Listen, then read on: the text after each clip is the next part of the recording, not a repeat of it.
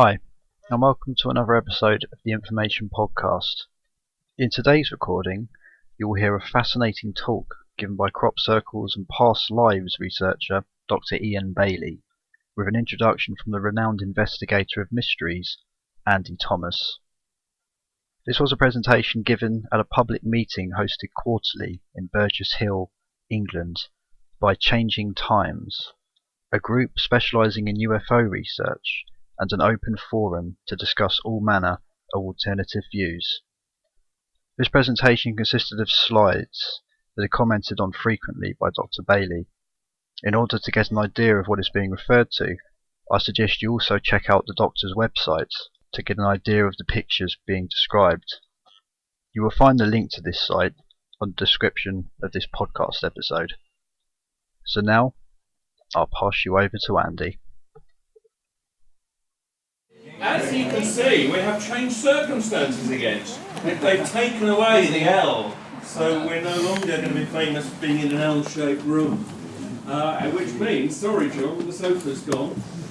Got one of the old seats full of Sandy is under the tree outside in the rain. Are you bringing the prices down?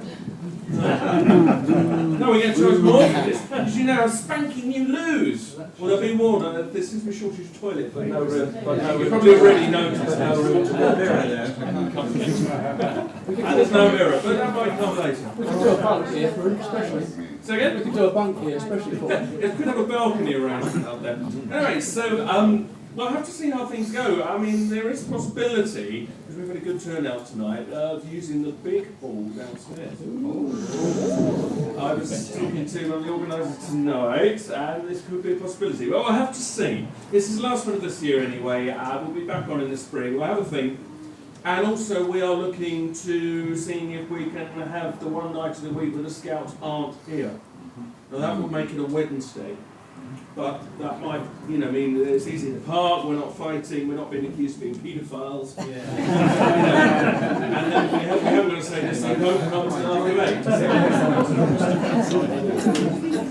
Which means you can get away with it now. Anyway. So we'll see how it goes, but we've just about squeezed in. It's not as bad as last time, is it, for those that made it to the Potters, but that was a bit last minute. So. Andy, what's happened to the Lewis meetings? Will they be starting again? Probably not, but there's going to be a Brighton event, hopefully next year. We have some plans. For now, the Lewis meetings are not on, because we felt we've done the rounds of everything we wanted to do there. And some people it's not central enough, and a lot of people have said if you had it in Brighton, we'd be there. So we are thinking of potentially trying out one big event in Brighton, seeing how it goes. This will still continue, but yes, there are things to be thought about. But for now, Lewis is on hold, and unless we suddenly feel that, we'll see. So that's it for the venue, and also yes, it's very hot, isn't it? Yeah. You know what this place is like? It's either like a fridge or it's like an oven. And I did ask, and there is probably nothing that can be done about it. So if you're going to faint, put your hand up. You probably won't be able to get out anyway. Somebody will mop your brow for you, I'm sure. So I'm sorry about that. But that said, I expect the heater will usually goes off at about 8:30 in about 3 minutes or something, and then you'll be freezing. So at which point you can shut the windows if you wish to. So our speaker this evening will shortly be Mr Ian Baillie, who's sitting very patiently here. Very nice to welcome Ian back. Yes, for those of you that have seen Ian before, I was shocked to hear that the last time you were here was 2004. I think it might have been 2002. I was shocked. Previous to that, 98 apparently. 98. So Ian's got a very good memory. But for those of you not seen Ian, you're in for a treat. Because he's got a lot to say and says it in an inimitable style. Well, I'll try to. At least he's not wearing the kilt tonight. No. So anyway, what can we say? Well, the usual things going on. Come in if you can. If you can, come in. Are there any seats over there? Or is that it? No, there is. There's a bench seat there. We won't go through what we just went through. Catch up later. So, as I recall at the last meeting, it's funny, we were talking about stuff going on about David Kelly, weren't we? And of course, in the news a couple of weeks ago, they released exactly what they'd already released as proof that David Kelly did definitely commit suicide, which is very funny because this was exactly the same document that said before that he committed suicide. What people wanted to see was the actual evidence that led to that report, which still hasn't been released. So they're very clever because what they do is they sort of announce this as a brand new thing, and then of course it isn't really. But if you're not concentrating, you would think that they had released all the evidence you'd ever want that he did definitely commit suicide. So I just thought that was very interesting.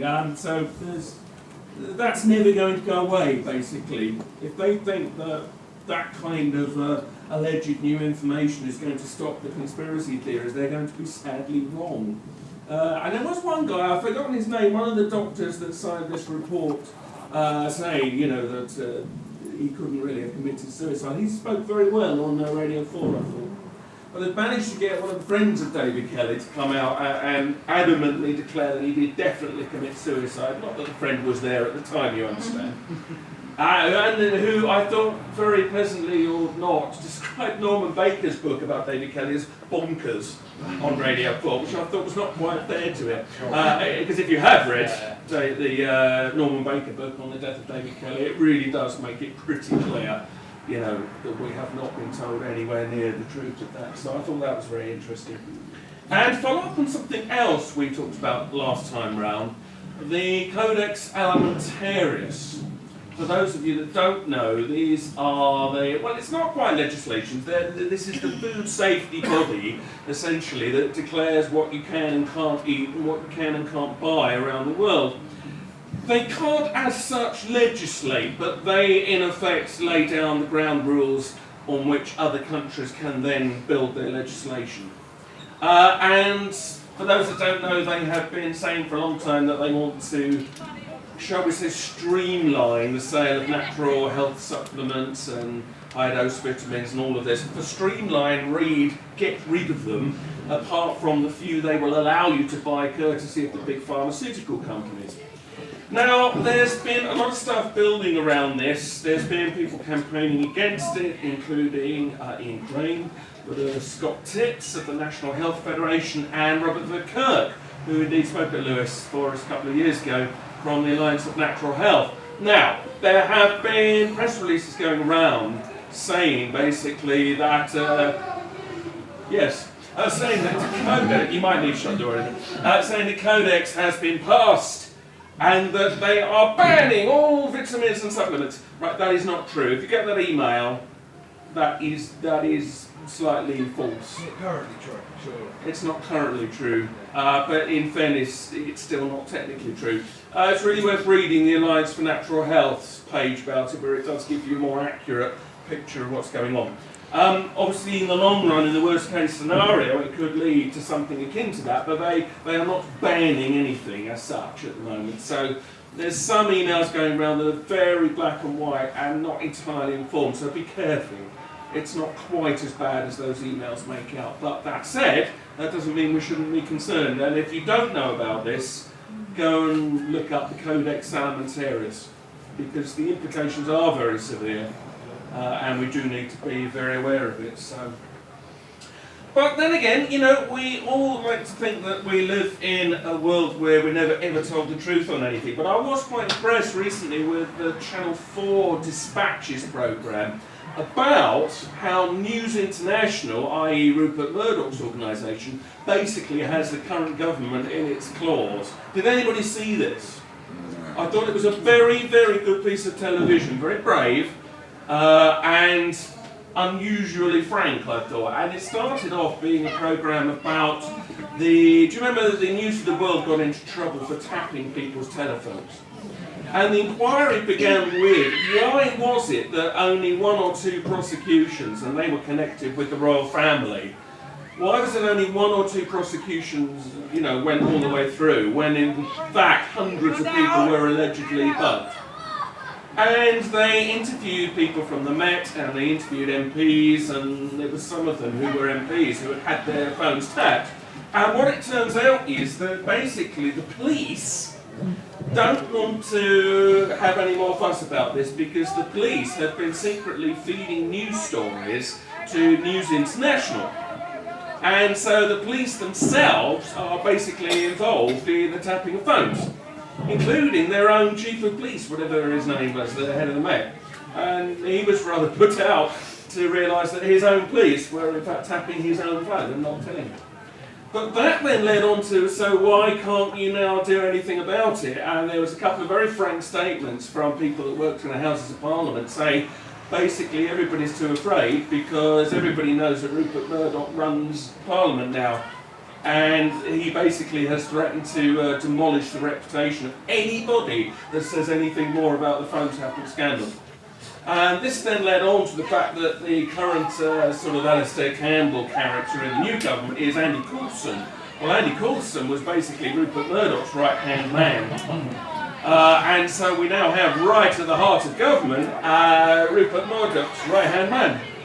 And that would then, of course, make total sense of why this government's very keen to demolish what's left of the BBC, and with the recent announcement that they're freezing the licence fee, well, they're halfway there, because it's more than what it seems. This is not just a question of, shall we say, restricting it to, what is it, they're going to hold the licence fee out of 6 years. It amounts to effectively a 25% reduction, plus they've got to fund the World Service.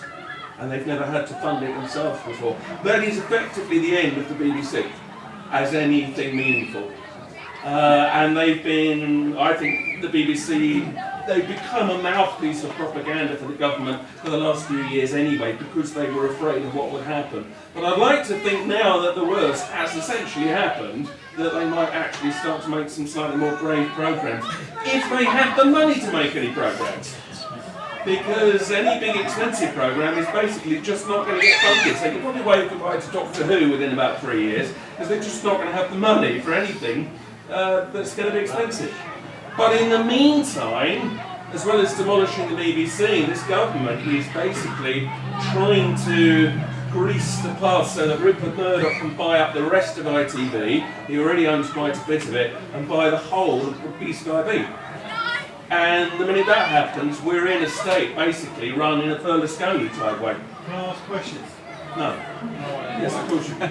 Who was that other fella before who was right hand man into the media? Well, Alistair Campbell I was think in the early 20th century. Well, sadly, there are resonances.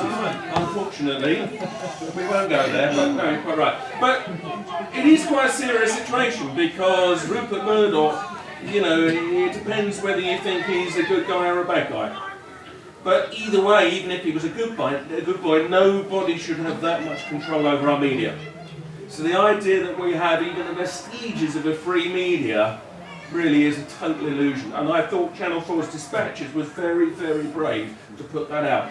And it's interesting how there's been barely a peep about it since. It's as if they're just thinking, oh, we'll just forget that as quickly as we can. Look it up though, go on YouTube, see if you can find it. I don't remember what the name of the programme was, but it was on within the last month. And it was Channel 4's Dispatches. And it was very, very good. So, very, very worrying, I have to say. And meanwhile, over the other side of the pond, of course, we have the Tea Party celebrating with presumably lots of tea. Because America's now going to the far right, as a lot of people have thought for a while it might. So, watch that space. And they now reckon there is every chance Sarah Palin could be the next president. Can you imagine? Just don't go there. But we might go there whether we want to or not. So there we are, President Palin. Would you ever have thought it? Anyway, let's cheer ourselves up, however. The 7/7 inquiry. Sorry, we have to go through this, but we have to because these things are important. What I think is so interesting about the inquiry, of course, it's going on and on about how the emergency services didn't do this and they didn't do that, and they're going through all the minutiae. Has there been a single mention of the fact that the security consultant Peter Powell went on the air that day in London and said, did you know they were conducting exercises at each one of the stations where the bombs went off? Isn't that an amazing coincidence? And then everybody later said, really? Has there been any mention of this in the inquiry? No, but it's not an inquiry. That's where people get mixed up. It's an inquest, and there's a difference. Oh, I'm sorry, yes, forgive me, it's an They're inquest. saying inquiry, but it's not. It's an inquest. There has been no inquiry.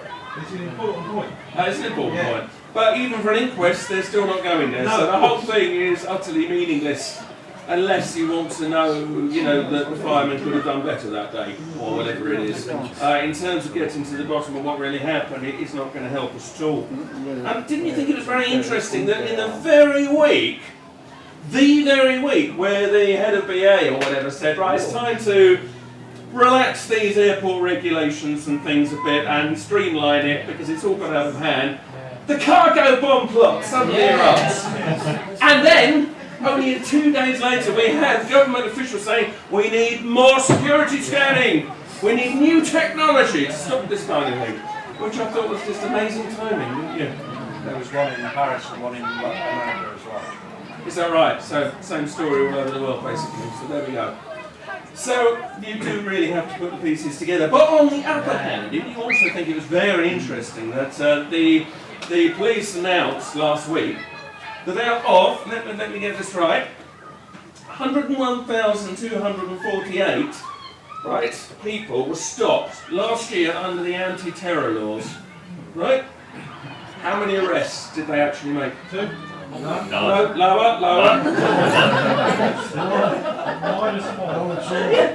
None at all! So, on one level we're told there's terrorists everywhere, and it's only because of intelligence is stopping this kind of thing that it doesn't blow us all up. But on the other hand, they can't actually arrest anyone. Don't you find that really weird? It's very strange. And another thing, and we will get on to other things in there. Another thing, Alex Jones. Now he's a bit of an extremist conspiracy theory person, but he does say some very interesting things. And he noticed recently in the official footage of 9/11 that is available on various videos and sort of like Fox News and all of this, the kind of archives on their websites. Funnily enough, the soundtracks have been edited recently. And just before the towers fall, where originally you could hear explosions, everybody said, what are they? It cuts out briefly when they come on. Isn't that really odd? Funny how these sound faults just develop over the years, isn't it? Very, very strange. But on the other hand, a good piece of news, one bit of footage did get out that had been suppressed. Fireman very clearly saying, sure, there were explosions going off in the buildings, blah, blah, blah, which of course is what they all said on the day, and it's been erased from history. A new piece of footage has come out where you very, very clearly hear them discussing this. So, we're living in sort of two different worlds here, but certainly the media is living in absolutely fairyland. So there we are, enough of all that. Slightly in the paranormal realms, did anybody see the UFOs over New York? Not actually see them personally, although it's possible, of course. But, well, if you didn't, this is very interesting. There was a guy who made a prediction that on October the 13th, lots of UFOs would be seen over various cities of the world. And usually this kind of stuff's complete guff. But oddly enough, this time, it nearly came true. And there's some very interesting footage in New York of these 3 lights. Now, what marks this out as different is that thousands of people saw it. So it's not just one person's silly piece of footage, okay? This is something which was seen by lots of different people. And it's really worth checking out. Check out the footage because they're saying it's balloons. And when I first saw the still picture, I thought, yeah, it probably could be. When you then see the moving footage, there's no way these things are balloons. These lights, they come together and then they form this sort of isosceles triangle in the sky. And whatever the hell this is nothing conventional. And this was filmed by loads of people over New York in broad daylight, not at night, broad daylight. And what was interesting was then similar footage from other cities showing exactly the same thing, these lights forming a triangle in the sky, has also come to light. So, does this mean aliens coming, or is this Ian Crane's fake alien invasion being cranked up? As usual, we haven't a clue. But isn't it jolly good fun? So this is all good. And meanwhile, who saw, and I didn't, so I really want to meet somebody that did, who watched Discovery Channel's The Truth About Crop Circles? How was it? Well, you can take that as a given, but It was okay, it's just that, of course, they came down on the side, it was all man-made. you don't say. Yeah. No! I'm sure. So many facts that they didn't bring out to put it the other way. And why they didn't take those into account as well, I have no idea. But it was alright, but I mean, you knew what was going to happen. Was it the truth about crop circles? No.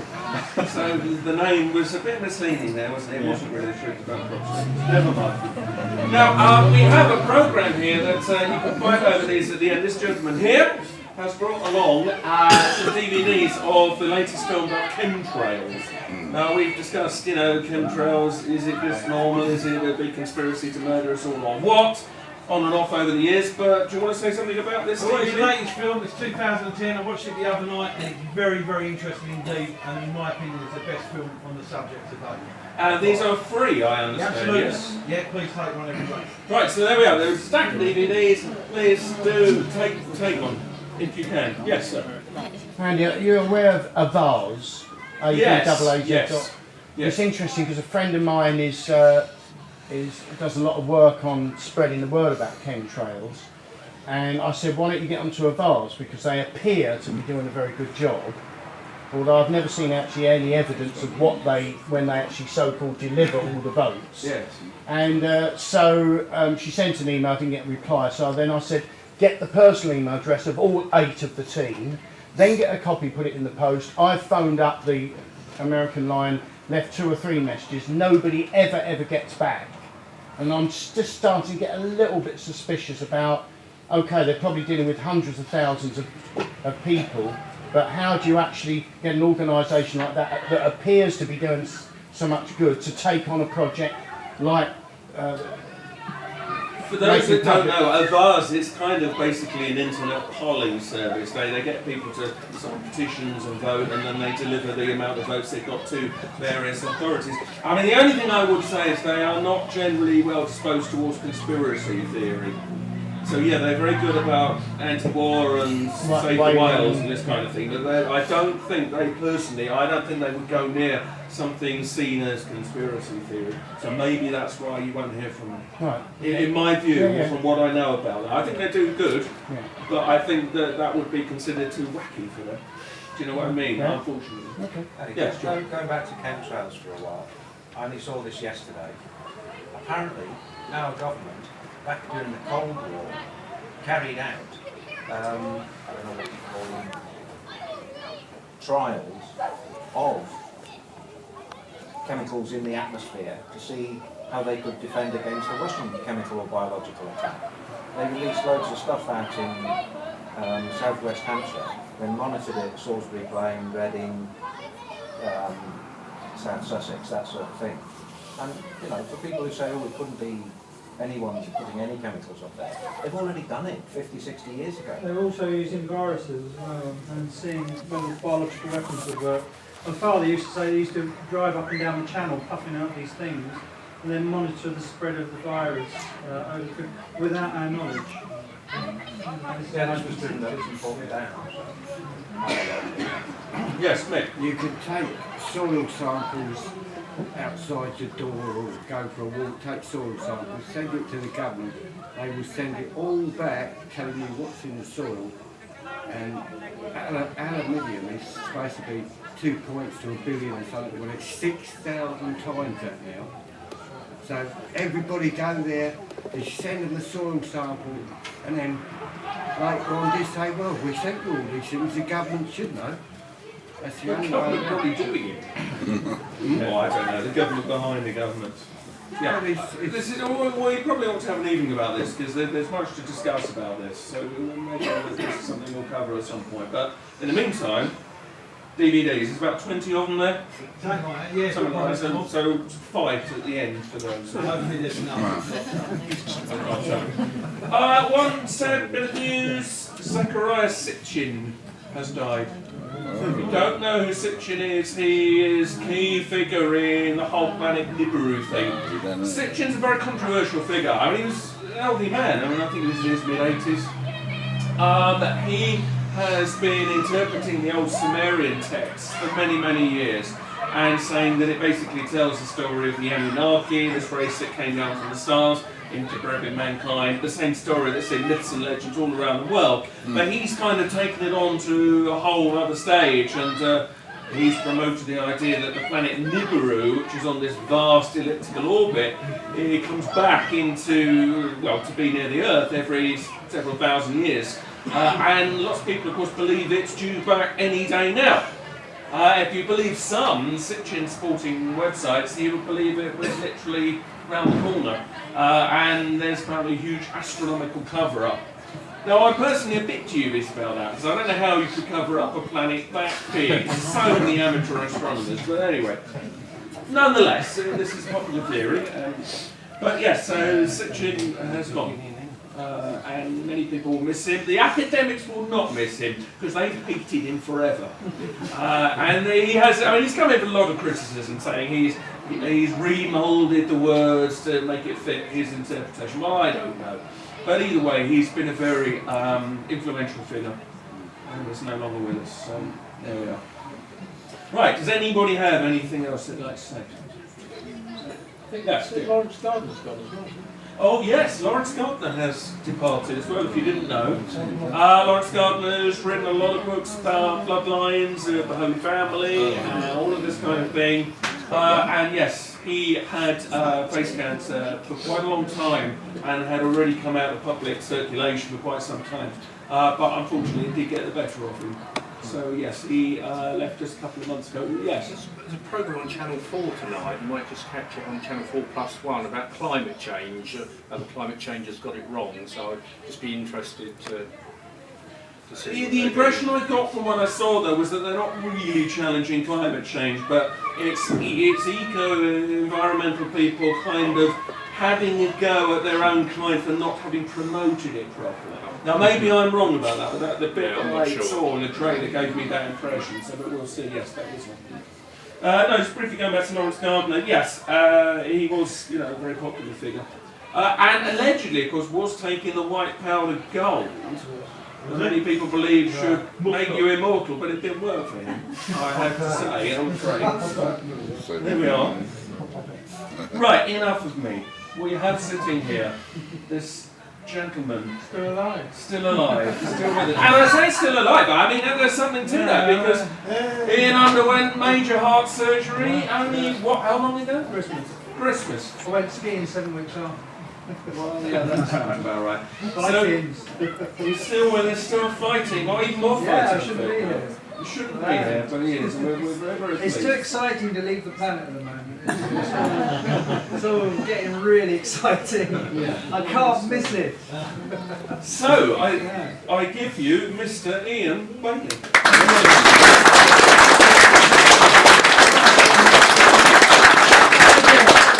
Right, now let's hope we can measure with some fireworks. I call it visual fireworks. It's going to be very quick, it's going to be very visual. You're all switched on, you're all soldiers of consciousness. You are the rebels in the Matrix, and this is empowering.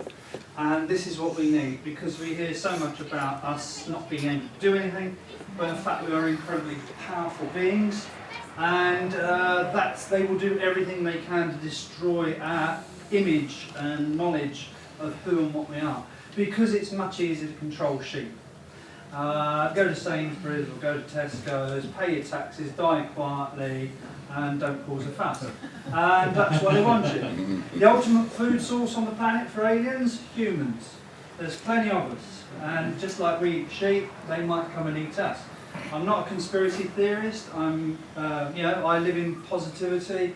And there are good aliens and bad aliens, just like the good humans and bad humans. Maybe the New York people, flying saucers, were good aliens who, we've got friends out there as well as in here. So we're not alone. They might think they're in charge, but that's our best weapon, because then we lull them into false sense of security. There's a thing called the 100th monkey syndrome, and that is once you get so many monkeys actually know something, all monkeys know it, because it's transmitted through the consciousness field. And this has been proven scientifically, as you couldn't prove anything, we can't prove anything really, but they noticed it with monkeys in Japan. And basically, I used to think everybody needed to see crop circles to be affected. They don't. You need a critical mass of humans to actually program it into their DNA and send it out in their consciousness fields, and then all humans can instinctively tune into it. So there is hope, okay? And I think we're tipping the balance of the seesaw.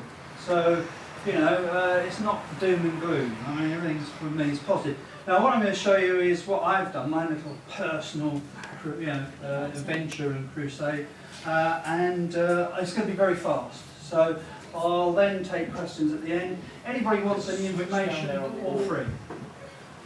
Yeah. Do you want to come round a bit? All my information is free. I don't deal with money. We are in a money-free zone with me because all information should be free. So just contact me on my website. You can read my books free. Everything's free. Ask me questions. We are part of the rebels in the matrix. So, you know, you are soldiers and we are going forward. Right, here we go. Probably have to point it at it, yeah. Right, here's one of my heroes. I've gone from mechanical scientist to sort of cosmic soldier in a very short space of time. The crop circles have been a catalyst. In the early 90s, one of my people I was very interested in looking at, New Wave Consciousness, was Terence McKenna, who was a real character, lived in Hawaii. Did lots of experiments on psychotropic drugs, experiences up the Amazon, and things like that, and the idea that cyberpsilin was interacting with human DNA, and the fact that we started to think and do creative stuff was because of magic mushrooms, etc., etc. One of the interesting things he came up with was this graph. He was inspired to create a program based on the I Ching, which, when he turned it into a computer program, gave him this graph, which he realised then was a calendar. And he noticed that it coincided with the Mayan prediction for 2012, that in fact we drop off the scale here, 21st of December 2012. Now, of course, Gregorian calendars are invented by the popes, and you know, we're not sure whether that date's correct, but we are definitely in some sort of consciousness shift, which is coming to the end of a big cycle, and it's been going on roughly since 1989 as this kicks in, and it'll be going on to 2020, 2028. 2012 marks the middle point, the tipping of the balance, if you like. It will be a turning point. Its reason being, quite simply, the Mayans were aware that the centre of the galaxy is lined up precisely with our planet, and therefore the stream of consciousness coming from the centre of the galaxy will affect us directly. And it is causing us all to wake up and become aware. They are doing, the authorities, etc., the reptilians, or whatever you want to call them, in charge, they are doing their best to dampen this, because we create our own shift. And if they can control the shift, like they did last time before, they can keep us all in darkness. We'll go through another load of darkness for 12, 13,000 years before we have another chance to make a quantum jump. Human race is like a baby about to leave the cradle. We've got 7 billion functioning switched on biological units on this planet, and we are going to shift it. They can't control all of us. They will have a damn good try. All the children I teach are certainly aliens. They should drive me crazy. They do not buy into fear. They do not buy into all this crap that's downloaded to people, etc., etc. That's what gives me hope, because they can't control. People that have reincarnated on this planet, and I use all these words, because normally I say very scientifically, it's the preservation of memory, etc., etc. But you're all enlightened, so when you reincarnate on this cycle, you buy into this fear paradigm. You get it reinforced in your consciousness field. That's very dangerous. A lot of us have been on the planet a long time, have been sort of like battling against this, and we're all been slaves of the system for too long. The new kids on the block don't give a monkeys. They come from God knows where to see what's going to happen on this planet, and they don't buy into all this stuff. Right, does that all sound like airy-fairy stuff? Well, this is what my talk's about. It's about demonstrating the evidence that I've got to show you. So here we go. Right, 13 Bacton cycle, again 2012, crucial point here. This is basically the whole of our progress in written history. You can read about it. Jeff Stray's a very good friend of us all here, and his book is excellent. And again, Jenkins, the other chappie, it's all written stuff. I won't go. Basically, time is a fractal construct. Getting into fractals, crop circles got me into that with the 1991 Eccleton Field one, the Mandelbrot set. I thought, fractals, what are they? And that crop circle launched me into sort of looking at all this mathematics. The crop circles have been the most wonderful guide to opening minds and things. Time basically is a fractal. Time now, all the events that are happening are compressing into smaller and smaller amounts of time, which is why all of us seem to be running to stand still, and it's getting faster, faster, faster. It's a consciousness thing, and the Mayans were the timekeepers of the planet, and they were actually aware of this, and basically we're about here. We're going to disappear up our own armpit in a very short space of time. Right, now there's a big ball game going on in the universe. What we see here with the matter in the room exactly is only 0.4%. That's stars and our planet. Intergalactic gas, 3.6%, dark matter, 22%, what the hell's that, we don't know, and dark energy, 74%. So there's a whole lot of the universe missing. It's invisible. There's a whole ball game going on in that invisible universe, and that's where our consciousness resides. Our consciousness is very definitely separate from the physical corporeal body that I exist in. I'm just made of water and I'm carbon, and I'm stood here animated and doing things and expressing my consciousness. Time again is an illusion. It's designed to stop us all bumping into each other. I've discovered all sorts of things as you see go through the talk. I am an alien. They've now officially demonstrated this. Dr Hargroves, you're not built like other humans. Dr Hargroves, stroke consultant, they thought I had a stroke. My blood pressure is off the scale. I'm basically an alien, and I'm driving this body so hard that it's amazing it hasn't exploded. I had cancer, I was 26, I survived that despite all the predictions. Gave me 3 months to live, I'm still alive. I had a major heart attack at school, day after the school broke up, 4th of July, very ironic. Freedom Day, yeah. It took 5 doctors to work out I had a heart attack. I just had, one guy even said, eat a bag of crisps, you got cramp. You know. I went 3 days driving to hospitals and having tests, and then suddenly somebody somewhere, 2 o'clock in the morning, stuck an ECG on me and said, oh my God, you've had a heart attack. It was all alarm bells, oxygen, a lot. After that, I had to stay in hospital for a week, and then they said, right, they took one look with the angiogram and said, right, you're completely buggered. You're going to have a quadruple bypass. Forget anything else. Away you go. It's genetic. My family's Vikings. We're Norwegian Vikings, got the Flanders. We should eat fish, lots of fish all the time. Eating fatty meats and stuff like that, like red meat, and that's a terrible diet, and it clogs us up. We're basically dolphin intelligence Vikings. But as you can see, this is all very weird and complicated, and that's why my brain works much more active than other people. They thought I dissected an artery here, and he said, oh, classic dissection, you're blowing an artery because your pressure's too high. I have kidney trouble as well from my chemotherapy when I was 26, that added bonus. And then he phoned me up a week later and he said, this is all good news, all good news. He said, you haven't had a dissection artery, you're not built like other humans. And we're so excited, we want to write a paper about it. He said, it's very rare, very rare. So when I went to see him, I said, well, how rare is it? He said, well, put it this way, I've never seen it. So we're going to write it. He said, we took 5 of my colleagues to look at it, and we are certain you are built different. to other humans. And then I went back to school and everybody said, well, you fucking island, where you're off the planet all the time. So there's a bit more truth in that than maybe, because a lot of us are aliens and a lot of us have got memories going way back. You know, you come to this planet way back, and memories of flying saucers and things are not future memories, they're actually deep past memories. So a lot of you sat in the audience, in fact maybe all of you, are in fact Pleiadians and Syrians and God knows what from all around the universe, and you've been stuck on this planet for quite a while.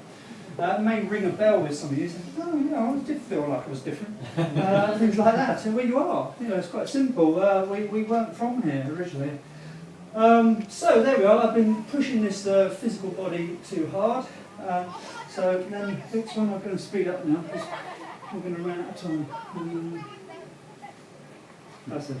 They're a bit more complicated. You see here, you've probably had this since birth, which explains why my brain works like a very advanced modem. The way I explain it is quite simply, I'm on broadband and the rest of everybody is on dial-up. So I see all my past lives now. I see them coming through my head. I see railroad trains, I see it, you know, all my past lives are happening right now and I can see them. And I've done this ever since I was born. And I just thought it was normal, and I just thought everybody else could see it as well. I didn't realise other people couldn't really remember last week, let alone what they did 400 years ago. So here I am a key. I am a living key. I'm a gatekeeper.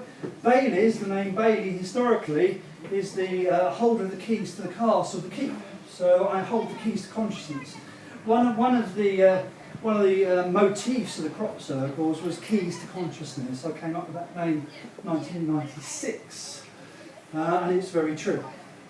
There you go. This is not normal behaviour. This is me, age 13. If you think you've got problems with your children, you should have me. I made all that. I made all the kit. I relived all these memories. I was every parent's nightmare and every government's nightmare because you cannot control anybody that can build their own cannon, make their own muskets, knows how to make gunpowder, makes their first gun when they're 9. All without instructions because it's all in here.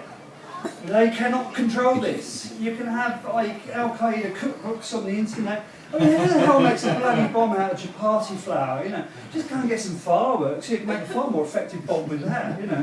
I mean, it's so amateurish. I mean, it just really is a lot of products, basically, all this Al-Qaeda crap. They don't even exist, it was just manufactured for public consumption. So here I am, I make my own cannon when I'm 15, I'm reliving the memories, I'm reenacting the commission from my last life, all the things that went wrong with my last life, I am actually reenacting and doing now. I make this flag when I'm 13, my father says I'm nuts, I'm on the floor cutting up this cloth, he said, what are you doing? I said, I'm making a flag. He said, you're nuts, you can't even sew. Then he said, oh my God, where'd you get the material? I said, well, I bought it. He said, oh my God, you've not spent your Christmas money on buying material, have you? I said, yes. 6 weeks later, it was Christmas, just gone Christmas, 6 weeks later I produced this flag. It's an exact copy of the flag we carried in the 5th Georgia Cavalry. You don't need gunpowder, I made my own explosives, that's weed killer and sugar, sodium chlorate. I spent my whole childhood playing with sodium chlorate sugar, and we used it in all sorts of ways. Unfortunately nowadays they put a fire suppressant in it, and you can still get that out quite easily. Anybody wants to do that, I'll tell you after I do it, it's very simple. But you could go down the garden centre and buy sodium chlorate sugar. I became head of science. One of the questions in the interview is, why do you want to become head of science? And the answer is access to dangerous chemicals, which is always a good one. Yeah, I love it. Oh, it's great. You get real chemicals and they pay you to do it. So that's so cool. So I became a head of chemistry and a head of physics at school. Here I am 15. It's not going away. This memory is not going away. What am I doing? You know, I should be chasing women and doing something normal. Instead of that, I'm dressed up as a Confederate officer. Age 16, here's my musket. I made a musket of metalwork at school and a bayonet. I made it of woodwork, metalwork. Imagine it now, you know, what do you want to make in your project? I want to make a musket, so I'm working a musket with a bayonet. Okay, right, lock him up quick. Johnson, lock him up, right. It worked, it was brilliant. And it went on. When I got a bit older, I suddenly reenacting at university English Civil War, made all the English Civil War kit. I was in the Cavaliers, gained very specific memories, very specific uniform, had to be this colour. I made the whole lot. They've even got the wrong colour helmet on because I just made the helmet. It was an old saucepan, just grab anything and make it. Manifest my memories. This is my motorcycle jacket, which I cut up. My mind is so accurate that the helmet was the wrong colour in the picture because I just made it, it was silver. So I had to get a felt tip pen and I had to colour it. This is me when I'm older. I made this when I was 30 and I'm wearing it now. I'm 38 when I wore it. It has to be like that. That has to be very specific memories. Here's me with my medieval memories. I made all the kit. I made all this. And I reenacted Henry V and Agincourt. I have a memory of Agincourt. And I've been obsessed with Agincourt all my life, things like that. And I didn't know why, I just thought it was a hobby. So, it goes even further. Here's me in a rescue boat. This is 1975. I've converted the safety boat into a Viking ship. And I'm busy sailing up and down with my Viking ship at the gala, dressed as a Viking. My house called the Vikings, look. And here's me in my Viking ship. This is very impressive. I made all the kits, I made all this, and this is our Hugin Viking ship we have at Pebble Bay, which is fantastic. I was reliving my memories as a Viking 1,000 years ago. I made the helmet. Very specific reason why I made the helmet, which I now know. I made all this from scratch. I made the sword from scratch. Everything from scratch. So again, it's continued all my life, whereas most children forget after about the age of 6. This is extreme memory reenactment. I cut the top off a cross when I'm at university and I wear it. It's a hammer of Thor around my neck with the runes saying Mjolnir, which is Odin's hammer, Thor's hammer, Mjolnir, and I wore this at university. Again, extreme memory. I buy a cross, I deface it, and I write Mjolnir and I wear it as a Viking memory. One of the best memories is this, going to Gettysburg and that when I'm 37, and here's my little daughter, age 2, and I'm at Appomattox. And for me, when I found out about my past lives, I was precisely 37 years and 7 weeks old when I reached Appomattox. I took my flag, I was 13. When I found out about my former self, I was 37 and 8 weeks old when I surrendered. So within 1 week, my subconscious had taken me to America with my wife, every wife's nightmare. We're going to America. The theme is cannons and grass. Now I hope you enjoy it, and I dragged my wife and my daughter around all the battlefields of Virginia and all the way to Appomattox. This is what changed me. I took this from Microlite in 1996. All this argument about who the hell makes crop circles. When I saw that, I thought, I don't care. This is fantastic. This is like 300 feet across, 197 circles. It's a Julius Act. The precision, just blew me away. And this is my turning point in switching on my consciousness, which is what the crop circles are. So here we go, gazing into the looking glass of time, I spied a familiar reflection. I love that, sort of Alice in Wonderland type picture of the lady with the hair. Pre-Raphaelites, and here are 4 pictures of me scattered through time. Same face, same images, looking back at myself. And here we have these, we'll examine them in detail. This is Alexander Baillie Cowell in American Civil War, taken in 1861. The picture was taken for his girlfriend, because he was going to go into battle and he wanted her to remember him, so he gave her the photograph. It's a very expensive photograph taken in Savannah in Georgia, and when I found that I thought, woof, same name, Baillie, B-A-I-L-L-I-E, same face, same eyes, same name, and when I read about him, same memory. I'd reenacted it all as a child. Here's me with the same freaking stupid haircut. This is me age 16. I look some retard from the deep south. Trying to look normal in a suit. It's it's the same. Everything's the same. The reason I have hair like that is because I was always worried about my ears, and he must have been the same. So he was worried about his ears. As you can see, the facial recognition, the look at the face, the eyes, the hair, the mouth, everything the same. It's identical. And I even have the same scars on those pictures. I have a scar here, which I've never injured my eye, my left eye, and I have a mark which I was born with in my eye, which goes down here, and you can just about see there that he has the same. And over here, this is a painting, all painted by Van der Helst, and he's left a gap in the eyebrow where the mark was on William Baillie. So, we carry the same marks around us. So not only does my mind remember things, my body remembers things as well. And in fact, as we start to understand, there's no such thing as linear time. Then you start to realise that we're actually living in a sort of matrix where things are reflected. And here we have southeast Georgia, and here we have southeast England. And we have a house in Herne Bay, that's Grandad's house, and I live in Hythe, and here is Dover, Folkestone, St Mary's Dungeness, and here we have Dover Bluff. Harriet, interestingly enough, is my daughter's name, Dungeness, St Mary's, Folkestone, and Darien is the equivalent of Herne Bay. So I'm living in a matrix. It's so bizarre. When I went to Georgia, I had to get out of the car and go, oh my God, this is just like where I used to reenact all the Civil War stuff at Blean Woods in Canterbury. And it's identical, everything's identical. So you start to think, hang on a minute, what's this reality that we're living in? Is it really as real as it is? So I'm an artist as well as being a scientist, and I express my memories as pictures. So I started painting pictures for the website in America for what they've done to help me, and I started putting me in the pictures. Then the pictures started to become more real. When I did that one, they said, oh my God, you must have been there, because that's really, you captured it. That's an actual event. It was actually like that. We know that because we are the sons, well, grandsons, great-grandsons of people who were there.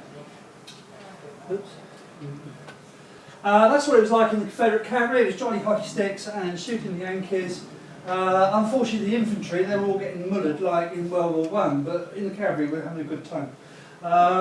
We ended up fighting Sherman. This is my famous memory. I did this painting, and 3 months later I found a letter that said exactly what I painted. And this is on Kennesaw Mountain, shooting the Yankees. And this is why I did the musket. I made the musket. I was shooting the Yankees down the mountain, and I'm feeling very sorry for them because there's no way they're going to get up that mountain to shoot us. It turned out to be an actual event, and this is all starting to get very real. This is a picture of my brother. This is John McIntosh, Caldy, Alabama, at Admiral Seams, and this turned out to be real. And there is my brother, John McIntosh, Caldy, Alabama, and Admiral Seams. So again, it was a prediction which I made through painting, and then came true. They sunk 69 Yankee ships, which didn't make them very popular with Washington. Now you can imagine that we've always been rebels, and in fact the Yankee government is really like George Bush exactly 150 years ago. It's the same problem. You've got the Yankees in charge. This is one of our privates, Private Henderson, who charged the adjutant of the 9th Michigan with his flag, and because he knocked him off the captain, he got made an officer. I was very upset about that because I was never made an officer. That was my big bugbear, and the family from this guy, when they saw the picture, they said, thank God, thank you for painting this. We've shown it to our child. His great-grandfather is this guy. Here's a picture of him. And you can see there, it's the same uniform. This is W. Henderson, and he was a private, and he was made an officer. And of course, I stuck in my memory because I wanted to be an officer. Here's what it was like in the Confederate cavalry. We're trying to protect the locals against Sherman and the overwhelming Yankee army, trying to trash Georgia. And it gets to the end of the war, it's like Gone with the Wind, and here's me shooting the Yankees. It's a last ditch, trying to make sense of it. Here's me in my negotiating position with people like George Bush and things like that. If they think they're going to have martial law in America, they've got 215 handguns to deal with. 215 million handguns to deal with the average Americans who do not take kindly to being bossed around. So they're going to have a bit of a fight on, but they will do it drip by drip like the Nazis with the Jews. This is my brother, John McIntosh Cowell. This is Norman Delaney. Norman Delaney is Dr. Norman Delaney, and he found a picture of Baillie, and basically he has the same face, same memory as my brother. He's a Confederate naval historian, and he is the first officer on the Alabama. So we start to see that it's not just me with my fanciful imaginations, we're actually starting to get some sort of link. On his desk he has a lighthouse, just like I remember the lighthouse. So here we have John, my brother, Norman. This is a grave of Colonel Tom Parker, who was started the Texas Rangers. Norman lives there in Texas, and he's my brother when I go to see him. He's got a freaking big tomb, and I have got nothing. Because he was a hero, he's a Christian patriot and hero, and I was a bit annoyed about it because my grave's too boring.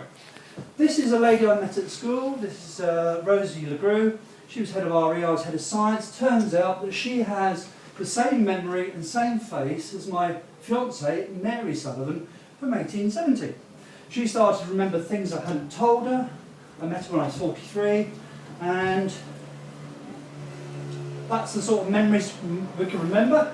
Running around in the corners while I like Van Gogh pictures. And when I painted that picture and sent it to her, she said, yes, that's exactly the memories. She said, there's one thing wrong with that picture. I said, what's that? She said, well, I used to have bare breasts. So I used to love the heat on my breasts. So I didn't paint that bit, because I'm a bit too much of a gentleman. But that's what she remembered.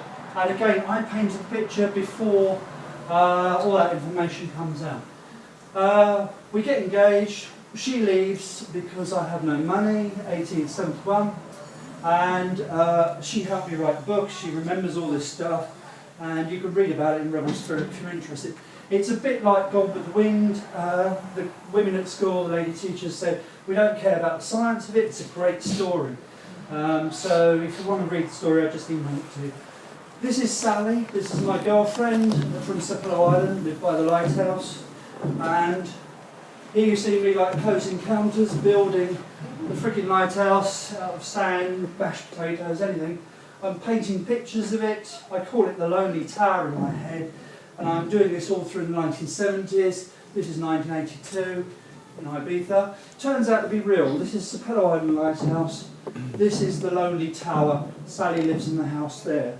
So it's a memory of my lost love. Here's a picture of my mother, the house I lived in. I even painted the servant John, and it turns out from the letters that I had a servant called John. He came to me with camp. They even packed me a picnic basket in one letter. This is my sister Hetty, and this is Sally, who was my angel Sapello, who I adored and wanted to get married to. I gave her the picture in 1862 as a memory. She was like the local millionaire's daughter, and my family had already married one of their family, so I just thought after the war we'd get married. So it's a bit like Gone with the Wind. Here's us saying goodbye. That's their house on Spello Island. And after that I never saw her again because I went off to fight. That's my memory of her. She was beautiful. She was an angel. It's a love story. Guess who Sally is in my life now? It's my daughter Harriet. Because Harriet is born in the equivalent of 1862 in this life. And Harriet, there's my daughter with the lighthouse. See the lighthouse? We're doing this without knowing. I tell you, we go to Florida, pictures of lighthouses, the blonde lady by the lighthouse, reenacting all the same memories. Here's Cal Avenue. This is a picture of the house that I painted. And my sister Hetty did that in about 1860. And there you see it's like I painted it. And here's me at Cal Avenue. It's my daughter. My daughter's age 10 there. And this is a picture actually of Sally in 1910, 1912. And when I just happened to show that to Harriet when I found it, she said, oh, that looks like me. And it just came straight out. And basically my daughter is Sally. We never got married. The mother stopped us getting married. So it's a thing of not getting married to Sally. And in fact my wife is Sally's mother. She's the one who stopped us getting married. So we are reliving our memories all together in a little unit, reliving our memories of the past. Here's Folkestone, obviously the one in Kent is the real one. This is Folkestone with Georgia, notice the Yanks, get rid of the E's. We have an extra E in it because Lord Radford, who owns Folkestone, decided that they make a pun out of Folkestone saying Kent Falls, so he decreed there should be an extra E in it to stop people making a pun about the 1870s. So that's why it's Folkestone, which is out of where I lived when I was born. This is nice, £32 a can. I can remember being there, Fort Callister. I was there in 1862, and I went back there and I saw the Nashville get destroyed by, it was a paddle steamer, Confederate gun runner, destroyed by the Yankees. Took this picture a week in Georgia, a week before we found this one. They just had a book open, they said, oh look, this is a picture of Baillie. I said, there's Baillie, that's him. I said, this is the log they were shooting behind as they shot the Yankees. This is McKinley who married Sally. This is Alexander Wiley. This is William Wiley. This is Lieutenant Atlas. And the guy's face just went, oh my God. He said, how do you know that? I said, it was just in my head. I know all the people. I know why it's taken there. I know exactly where. And 2 years previous, 1999, I'd drawn this picture. And here we see the log. That's the very same log that's in the photograph I find 2 years later. And here's us defending ourselves against the Yankee gunboats. So, I beat the Matrix. I have beaten the Matrix. I stood over my own grave, my own goods. And if I could dig me up, I would. And I'd take bits of me home as a souvenir. And I'd check the DNA, make sure I see how close I met. So cool. I was really, really happy. I've cracked the Matrix. After having cancer and being told you only got 3 months to live, I had survived and I had spent all my energies trying to discover that we live again.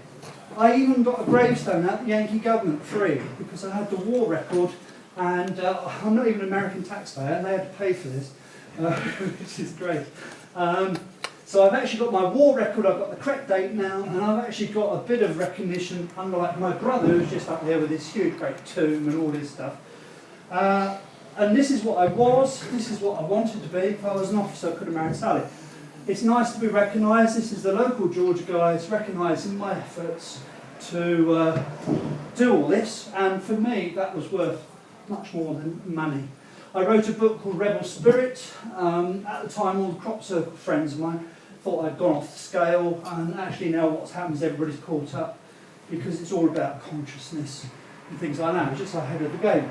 I wrote a book called Forbidden Science based on the physics of it all, because we've been looking at the physics of all this and consciousness, how it works. And basically our body is like a computer made of carbon water, brain is a modem, DNA is your software, and your mind is a website. And basically the quantum universe is like the internet. It's a giant memory machine, and all of us have our own website, which is our own little patch of consciousness, part of the one piece of consciousness, which is our universe. Along comes this guy. I taught this guy when he was 16, 2 years. This is Tom Griffiths. I taught him at school. He spent 20 years trying to find me. Very unusual for a child at school to have that effect on.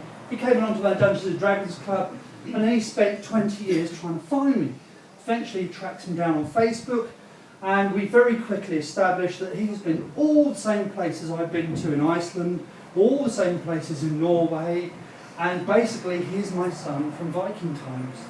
He shares the same memories that I do, but as from my son's perspective.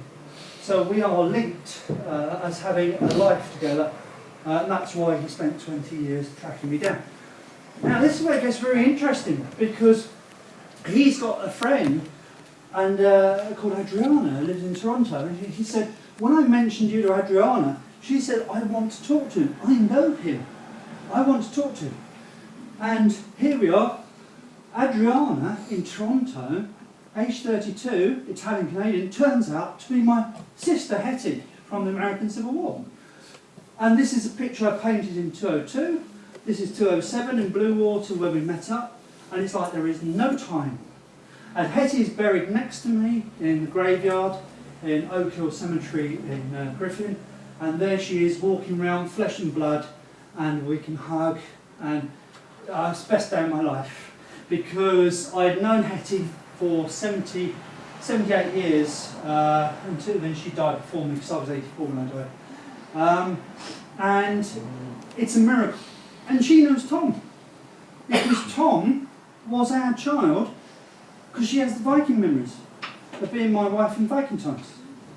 So here I am, I'm very upset. I'm quite happy with me, but as soon as I see Hetty's buried next to me, I'm very sad. And Roger, who was filming, happened to catch my face. I changed suddenly from being very happy to being very sad. And yet now, there's my sister Hetty, my favourite sister. There she is, picture I did, 2002. That's her last year. And she said, oh my God, that looks like me when I was in my vestry. Right, back to America's English Civil War now. Here's me, remember that picture? After all that, I find this picture. This is William Baillie, 400 years ago. Look at the face. And I speak fluent Dutch, and he was a Scottish soldier in Holland. He married a Dutch girl. I nearly married a Dutch girl. I lived in Holland, worked in Holland, and I was drawn to live in the same places. And when I went to Germany when I was 30, I made all this armour, and I was in Germany in exactly the same places he was, following the same pattern from my subconscious. Same face, same memory. I even make the helmet. This is the second helmet version, and you can see I wasn't too happy with the first one, and this is actually the real helmet. Now this is a very good object lesson, because if you think and your consciousness thoughts turn into manifesting reality, that's a very important concept that we're going to live with over the next few years and beyond. So whatever you're thinking will turn into your reality. So you create your own world around you. And this is quite clear. I wrote the book about Baillie, William Baillie, my memories for 3 years. I go to Detling, I trip over this helmet. I've never seen one before, I've never seen one since. He wanted 250 quid for it. I didn't have enough money, but luckily I had a Nazi flare gun someone had given me. So I went home, as you do, and I noticed he was selling Nazi memorabilia. I thought, wow, I'm not interested in that. So I went and did a swap. And I thought, I came home, and when I touched that, it's like, whoa, time travel, this is 400 years old. This is the actual helmet made in Amsterdam, identical manufacturer probably, identical shape to the one William Baillie wore. So in psychometric terms, when you touch it, you are linking yourself directly with the past, and it just like gives me electric shocks. And he wore it for 30 years, which is why I knew exactly what it should look like. So again, it's manifesting memory as objects. There we go. Now, this gets even better, because my best friend, my lifelong friend, is Robert Havoc, and Robert Havoc is on the same painting. This is Major General Sir James Lumsden, and I'm Major General William Baillie, and he's my second in command at Marston Moor, and Robert is my lifelong friend, and he has his memory and face. And you have to say, what is going on? This is not just fanciful thinking in my head. This is actually real people that mean a lot to me. And Robert and I have always been friends. We went to Newcastle University together. The funny thing about that was Major General Sir James Lumsden was governor of Newcastle in 1644. And we went to Newcastle University together, completely randomly. The matrix put us together. So there's a matrix thing going on that we're not totally in control of all this. Our environment around us is doing it as well. This is the Van der House painting. I paid for this myself. There's Robert up there. All the Scottish soldiers are in just buff coats because they haven't got a lot of money, and all the rich Dutch people are in rich Dutch clothes. It was great. We had a great piss up there. This was the Longbow Club in Amsterdam. And just like I shoot black powder now, because I remember the Civil War, so I was firing longbows here. And I went there, and they've actually got the door we used to walk through into the garden to shoot. They told me there was nothing left of this, and I found the door. And that door is still there, 400 years on. And I can remember walking through it and going there to practice longbow, because I was a medieval archer before that, so that's why I'm built like this chest. So I'm a medieval archer. In fact, if you look at me, one shoulder drops because of pulling the longbow. It's So this is the Longboat Club in Amsterdam. I knew exactly what it was, where it was, and that picture is in the right view. This is my memory of Marston Moor. You've got to be an idiot on a horse to lead the troops. This is a sort of last man standing fight. Again, it's not about ego. It's about a point in time where this country was finally balanced between tyranny and having a bit of a democracy and parliament. And this is what the Scots believe in. As a bunch of Scots, we don't like being told what to do, and we're certainly not going to be told what to do by a bunch of pompous aristocrats and horses. So at Marston Moor, we stood our ground, and Cromwell and Blackton Fairfax managed to finish off the Royalist cause, and that was beginning the end of the First Civil War. Without that win, that battle, we would not have a parliament. And just as to me, freedom and democracy is everything, we're actually descended from William Wallace. His daughter married Sir William Baillie of Hockrigg, so the DNA of the Wallace lives in us, and as you know, he didn't like being told what to do either, certainly not by Edward I. So, we like together forever, still fighting together, all together. So I wrote a book called Covenant General. It's the story of William Baillie and Robert in the picture. Along comes Ava Maria Brekkestro. Ava Maria Brekkestro is the Norwegian crop circle lady who is in charge of the crop circle website in Norway. She reads my book and then she tells me, I want to talk to you. This was at 205 Devices Conference, and Ava very quickly will identify that Ava and I have exactly the same memories of living in exactly the same place in Norway, called Bailey Strand, and she turns out to be my Viking sister. Now, how do we prove that? Well, we can't prove anything, but she shares the same memories that I do, just like Tom shares the same memories as I do, of a common memory. So we must have been there at the same time. This is me reenacting the Viking thing, and here's my sister.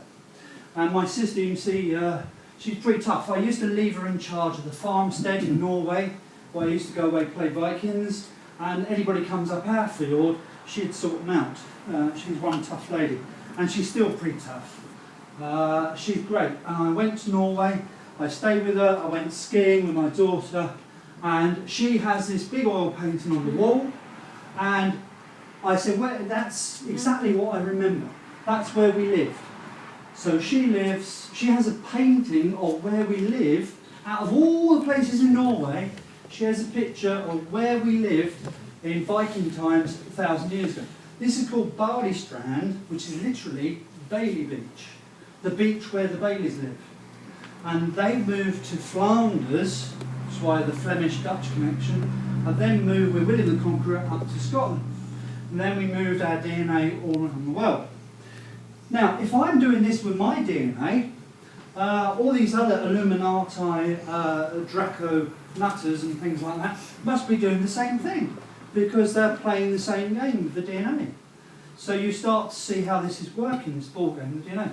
This is my favourite picture of my sister. She's still a Viking, if she's rubbing up her boat, but she's still a beautiful woman. So she contains the masculine principle and the feminine principle, which makes her extremely brilliant. This is one of my happiest moments of my life. I went to see the Gokstad ship and the Osberg ship at Oslo Ship Museum, and there's me and my sister, and this is real time travel.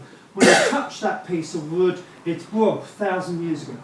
And there's us two. My daughter was on the balcony adjacent over here, and my daughter took a picture of us two together. That's one of my happiest moments of my life.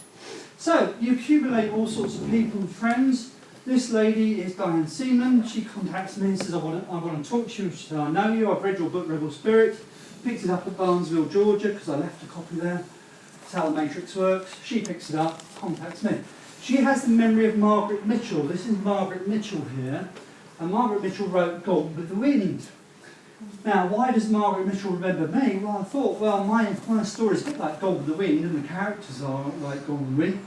How can that be? Well, it turned out that when Margaret Mitchell was 8, Bailey was 80.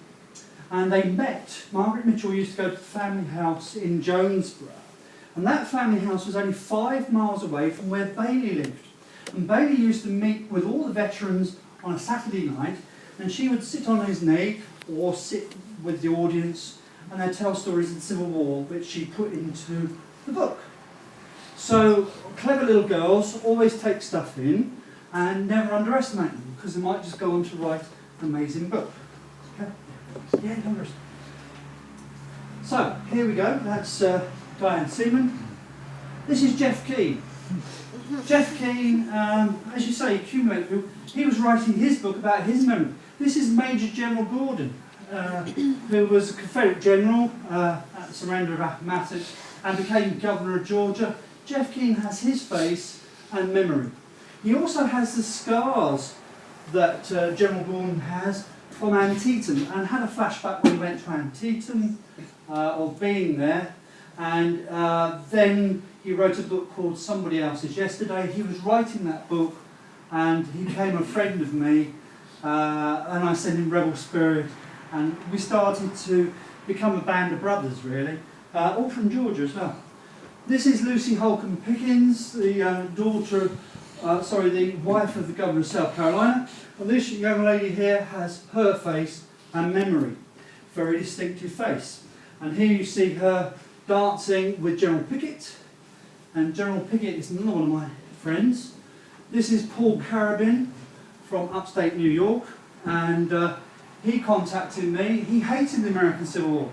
He's much more German. He speaks 4 languages. This is an American from upstate New York who speaks 4 languages. Very unusual for Americans because they have trouble speaking English, let alone any other language. And he speaks perfect German. And he lives there, and he contacts me. He said, I've had all these flashbacks. He said, I went to Gettysburg, and everybody kept saying, you look like General Pickett. And then suddenly, he said before that, he said, I had a flashback on the balcony with my son. You couldn't really read about it. And then it turns out that he has the same face and memory of General Pickett. General Pickett lost 7,000 men at Gettysburg in 20 minutes, which is not the sort of thing you want to remember too much. And in fact, he died in 1875. So I said, what does your wife think about it after about 3 months? He said, well, no problem, because she was my wife last time. This is Sally Pickett, and this is Diane Carabin. Diane Carabin met Paul when she was 12, and she said, I'm going to marry you, don't go dying on me. And they got married, they're still married. I talked to Paul today, I just talked to him on my iPhone. Sally Pickett lived for 56 years without the General. General died in 1875, lived for 56 years without him. So this lady had a heart broke, and she then died in 1931, and then Diane was born, and they carried on their relationship. Guy down the road comes into his shop, and after about a year, Paul says to me, he said, this guy keeps coming to the shop. He said, I really feel he's like my brother. So I could lend him money, he's like family. He looks at the books, and it's Charlie Pickett, his brother. That's Charlie Pickett, General Pickett's brother. This is Dwight, who lives down the road, and he has the same face and same memory of Charlie Pickett. To complete the happy family, along comes his sister. This is Virginia Pickett, and Sarah from Chicago contacts him one Christmas and says, guess what, I've got the same face and the same memory of your sister Virginia. Also other memories, and she can remember all these things as well. A lot of these people are just remembering this stuff, and I'm surprised now that so many people are remembering their past lives. It's becoming very commonplace. 10 years ago, it was very unusual for people to talk about it. Now, whenever you talk to people, say, oh yes, of course, I was an Egyptian, and I can remember that, and I can remember that. So this is part of this process of switching on. We're switching on our DNA. That's why they want to control the crops. Because Winston Keach, who I talked to this summer, said that the whole thing is that what they realise is that DNA from the crops gets into your body system, and then it alters your own DNA and switches you on. So they're trying to control the DNA at a food level by spraying the crops and changing them with GM foods, because it alters the way you think. And they're trying to contain this switching on process that's going on. And this is what we see with all these people. They're actually waking up. They're remembering who they are. So here's the 3 of them in the Civil War, 1, 2, 3, and here's the 3 of them on my birthday 2 years ago. Sarah came all the way from Chicago, and it's a reuniting in the physical atomic matrix of 3 people who dearly loved each other. And George is very spiritual.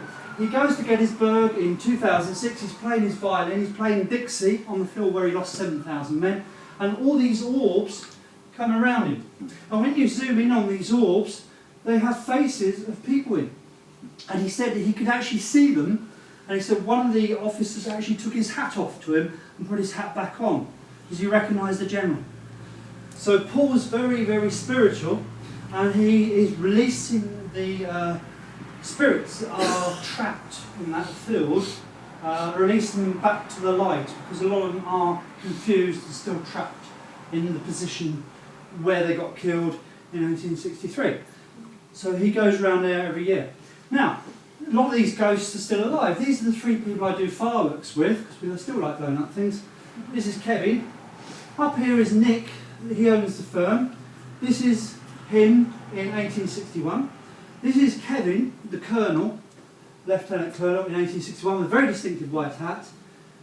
Kevin kept saying to me, I've been to America 14 times. He wears the American belt buckle. He's got USA written on his van.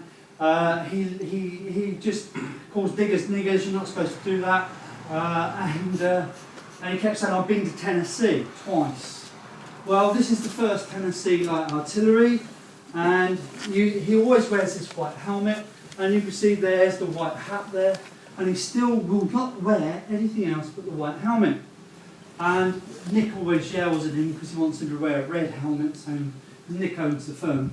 So I can remember hauling these guns up Kennesaw Mountain. Guess whose battery we were hauling up? We were hauling up their battery. We were friends. We were together in 1863, Green Pond, South Carolina, 1st Tennessee, 5th Georgia. And at Brush Mountain, Kennesaw campaign, the 5th Georgia Cavalry were on the right wing, and we helped haul their guns up the mountain to defend ourselves against the Yankees. He lives down the road, I do fireworks with them, they all live within shouting distance. They all live on Romney Marsh, and they're all rebels. Universal Fireworks says it all. We are the Universal, we are the rebels in the Matrix. Universal Fireworks, they're still carrying on, as though the Civil War is still going. Quite happy blowing things up, and they were more happier when they got large amounts of gunpowder. This is the crop circle here, the only one I went to in 2006. I only needed to go one because I was with this guy. This is David Baxter. I met him at Glastonbury Symposium in 2004. We kept bumping into each other. 7 times in one day, we kept bumping into each other around the town. In the end, I said, this is ridiculous. We can't keep bumping into each other. There must be something the universe wants us to do. So we went and had a pint, and then next time we went, I said, well, come crop circle with me the following year, because he'd been once before. And then I said, we'll see what occurs. I kept getting this vibe that he was a cowboy. One woman in the campsite walked straight over and said, excuse me, are you soldiers? I said, well, we are, sort of. She said, yes, and he's a cowboy, and he's had 2 Native American lives as well. Ooh, now how can she know that? Because I'd sussed out the cowboy bit. He walked like a cowboy, talked like a cowboy, so on. Anyway, cut a long story short, I took all my my books when I went crop circling the following year, and it's Billy the Kid.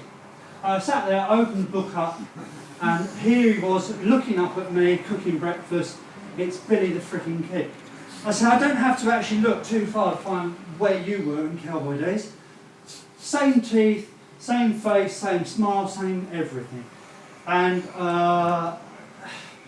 what can you say? I mean, it's not an ego trip. I mean, you read Billy's life, it's pretty grotty. I mean, his dad abandoned him, his stepdad abandoned him, his mum died when he was 14, he had TB, he got bullied, got shot at, he got mixed up with the Irish mafia who were running the local community in Lincoln County. The only guy he adopted as his father was the rancher, and he got killed by them. And turns out to be Billy the Kid. This is actually a picture of Billy the Kid. Looks more like David than David. Which is incredible. David Baxter of Gloucester.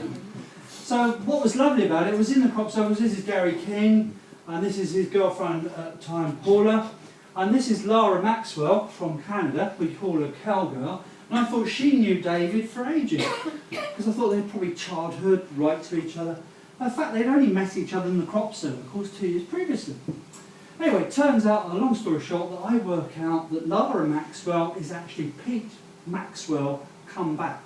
Because she was very concerned about David, very concerned about where he was camping, and basically this guilt thing, because Pete Maxwell witnessed Billy being shot. So Lara Maxwell, even though she's a woman this time, was Pete Maxwell last time. And I was able to work that out and tell them the good news. So that completed that story. I said, I've got Billy the Kid. John Pickett said, well, that's nothing. He said, I've got Jesse James. This guy has the same face and memory of Jesse James. You get the feeling we're all rebels, don't you? we don't fit the normal pattern. Oops. So Jesse James there. This guy has the memory of Jesse James. He's wearing $200,000 worth of original Civil War kit. And he's a friend of my friend Paul, who's John Pickett. So there we are, another rebel in the Matrix. I noticed early on with the Baillie Cow thing that the timelines were very similar, and similar events happened at similar times.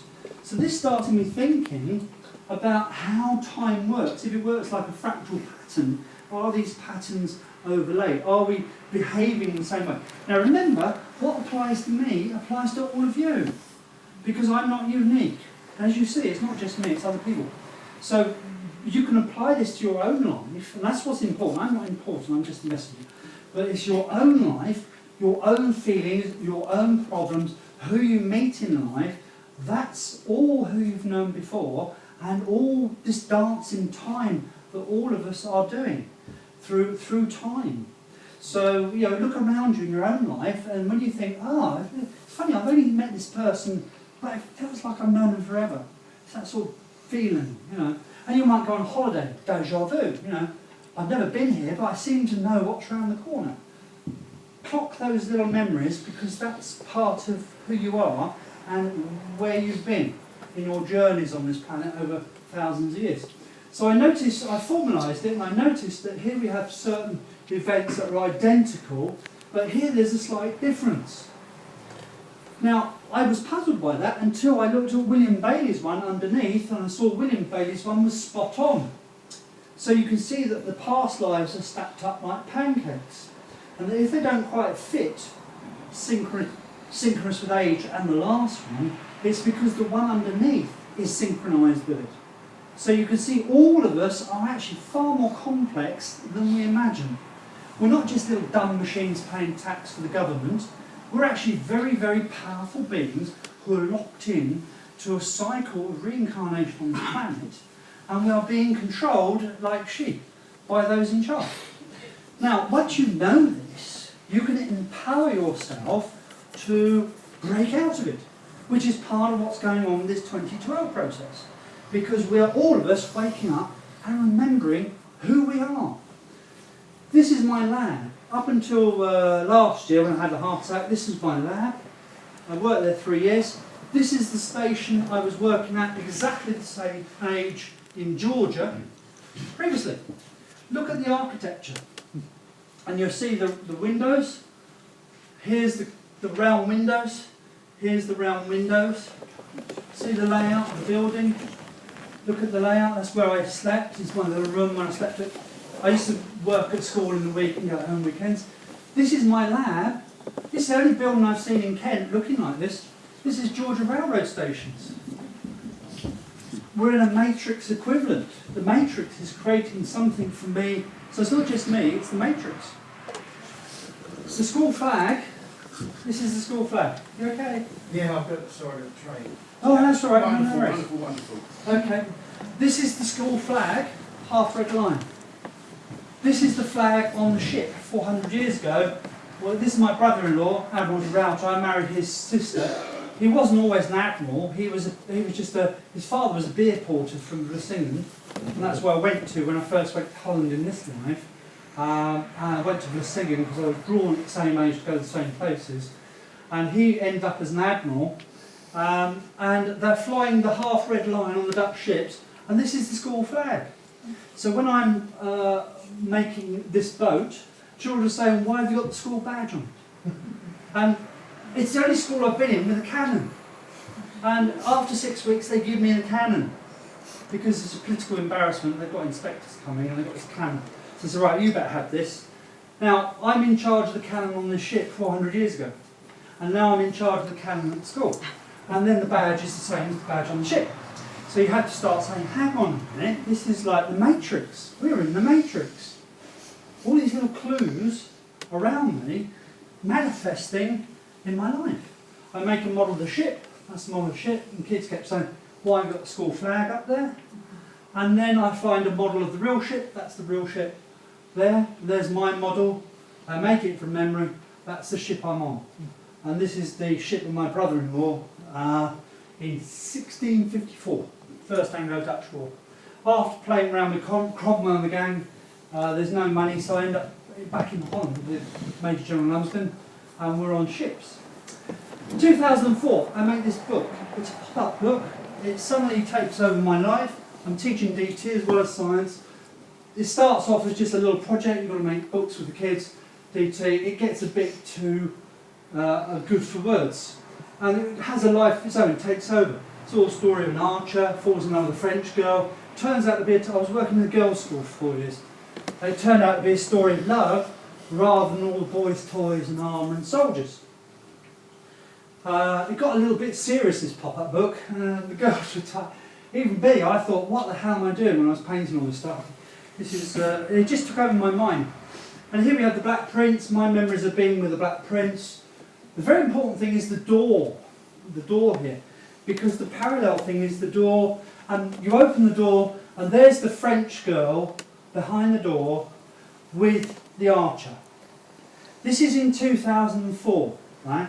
Plot that in your memory, 2004. He loved his French girl. She died of the plague. He was very sad. He had made his fortune, but lost his true love, Yvette, whom he never ever forgot to the end of his days. In 2007, I find a door. The door is in a museum in Metz, the Cour d'Or. Here is a picture, Robert Desamois, his wife Jeanne Desamois. Look at the position of the two people on the door, looking at each other. Think of my book I'd made 3 years previous. It's the Matrix again, manifest in my memory. There's the two people, 1, 2. And they live in a place called Lothringen, or Lotharingia, which is a bit like Lord of the Rings. And it's on the border between France and Germany. It was the independent Republic of Metz. And Robert Desamois was a knight of Metz, a black knight of Metz. And he married the Duchess of Luxembourg, got him to marry Jeanne Desamois to stop her being burnt at the stake by the Catholics. So I don't like the Catholics, and this is why. Just literally 6 months after finding that, into my lab in the middle of the day walks the Duchess of Luxembourg with the Duke of Luxembourg, because they're thinking of sending their children to our school. So here I am, having discovered that I was Robert Desamois and I had worked for the Duchess of Luxembourg. Within 6 months, the Duchess of Luxembourg walks in and spends an hour talking to me in my lab. And what are the chances of that? You know, it's like, whoa, hang on a minute, this is blowing my head, you know, because I'm actually aware of all this. It does me in. So, crop circles, here we are, this star pattern here. This is 2007. So it's the same sort of time as the door. I did this in '98 when I came here for my talk. That year I'd like to make predictions, and I said to myself, pentangle resonance. Baileys are always associated with the star pattern. Our shield is 9 yellow stars on a blue background. The star is very important for me because again we come from the stars. We're all star nations, things like that. And this is a fractal star. And I said to myself, if ever I wanted a crop circle to come for me, I wanted to be this one. And I made a prediction on the 4th of April, 4th of April 98, just before the crop circle season started. And then, here it comes. Not one, but 5. 5 of them arranged around the centre. It seemed to be very important, and it drew me to it immediately. And I met this lady. And there's Bear Cloud. Bear Cloud, I ended up showing him the crop circle, the Causeway Shoot one, and I met this lady, and this lady turned out to be very important in my life.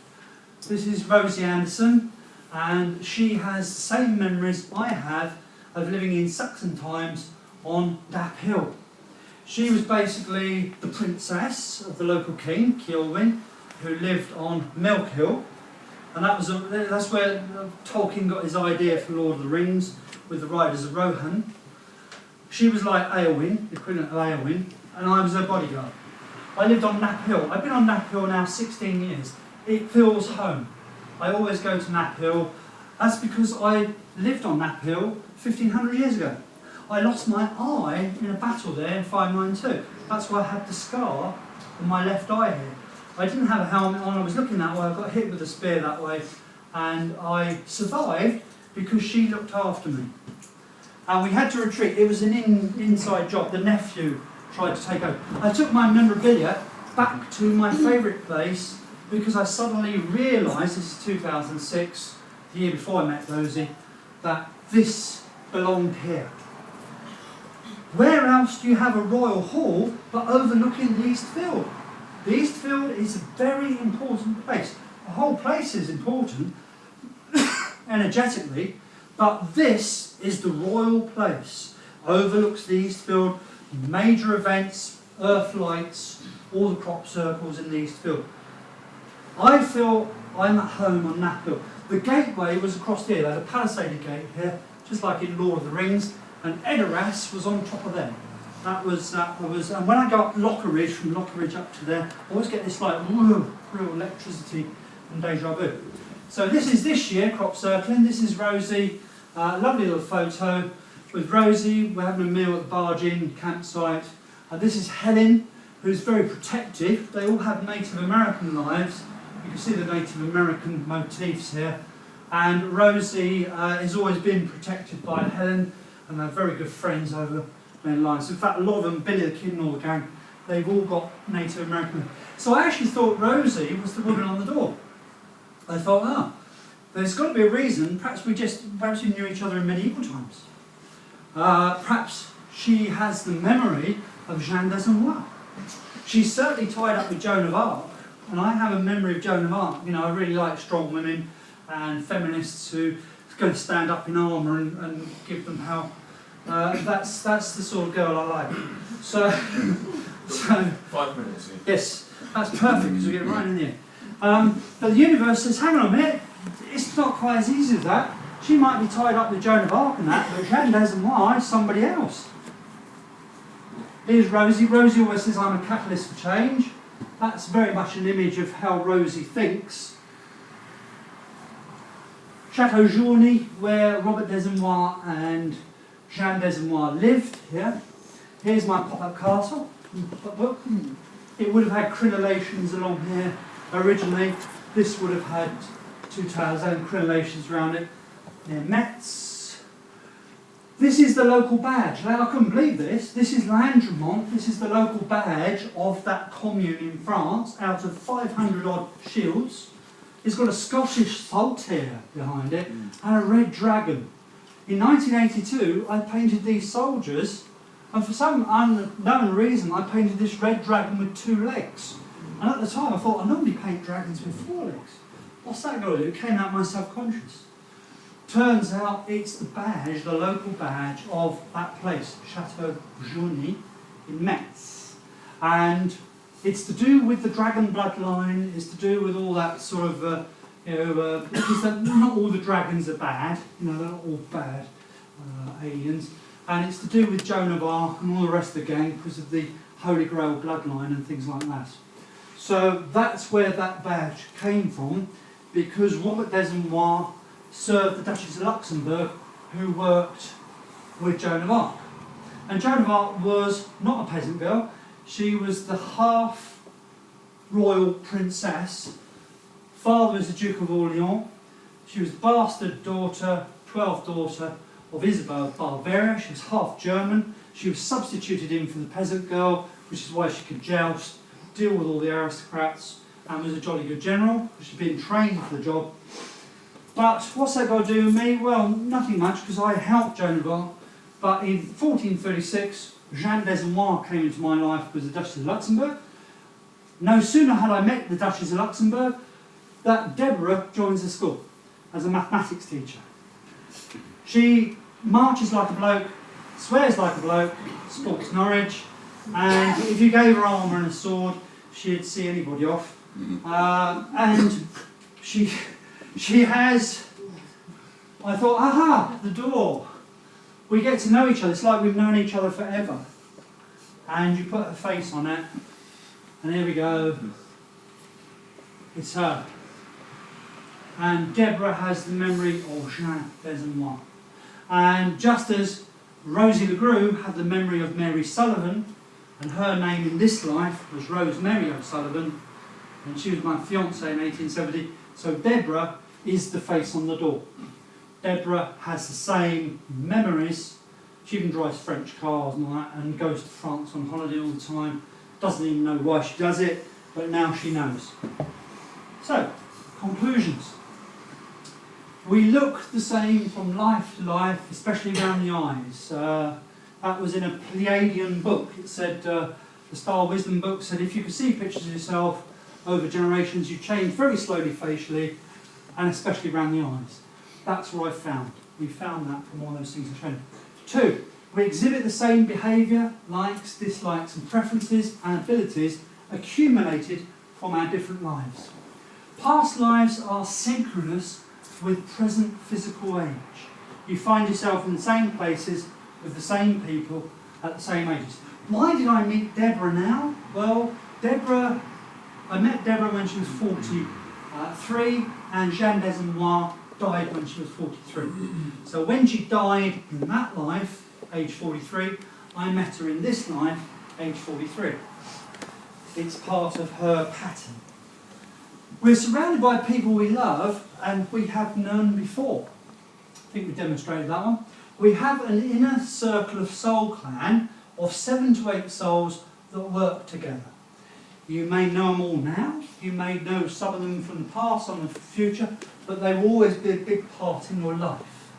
We're part of a much bigger ball game in which we sense and serve our higher purpose. I think we're all aware, and you are all frontline troops of this consciousness battle for the soul of the earth. And you're much more powerful than your numbers. So all of you are empowered to think, and that's how we're going to change the world. We face the same problems, but from different perspectives in multiple lifetimes in order to learn. The earth is a school. We learn from the same problems. One time I'm the wife, you're the husband. Next time I'm the husband, you're the wife. We face the similar problems, and if we can't get it right, we go over it again until we learn the lesson.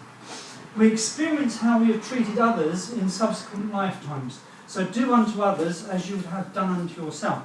That's very important because William Baillie hated the Catholics because of what they did to Joan of Arc and the gang. Therefore, the universe said, right, next time you're going to be Irish, you're going to have a father called Cal, you're not going to know who the hell he is, but your middle name's going to be Baillie, just to say jerk in the right direction. You're going to fall in love with a Catholic girl, who the family don't like because she's a servant and a Catholic, just to show you that Catholics aren't all bad. In this life, I amalgamated schools with a Catholic convent, which is my worst nightmare, and that's when I met Rosie, who'd been working at the Catholic convent, and she was head of RE, I was head of science. So, the lesson is that all Catholics aren't bad. It's the 1 or 2 higher-ups pulling the strings who are perhaps evil, but the majority of people are just good, honest people trying to do well. So, we mustn't sort of rubbish everybody. We experience opposites in consecutive lifetimes. 1 minute I'm a knight, so the universe says, right, you're a knight this time, ha ha ha. Next time you're going to be a general, but you won't be Sir William Baillie, because that's going to be your stepbrother. He's going to be Sir William Baillie, and that will freaking well annoy you your whole life, because you're not Sir William Baillie. And your best mate will be Sir James Lumsden. In fact, Robert turned round to me one night and he just said, out of the blue, because he's very psychic, he just said, we would all have given you the title. We would all have given you the title. Because they were all Sir this, Sir that, and I wasn't. Even though I was the general in charge of the infantry. So that was the joke. So next minute you're a general. So the universe says, aha, you're a general. Right, next life you're not even going to be an officer. You're going to be a buck private, and you're going to learn what it's like to be a rebel. You're going to learn what it's like to be at the bottom. And the only thing was I joined the cavalry because I didn't want to march around being infantry again. So you're always the opposite. So the good thing is that the Queen might be Queen at the moment, but next time she'll probably be scrubbing out the loos in Westminster Abbey, because the universe will sort her out. Right? Because the universe is a far bigger ball game than any one of us is. So take heart of that. You know, these people aren't going to be in charge all the time. We inhabit the atomic matrix made for this express purpose. To be continued. Thank you very much.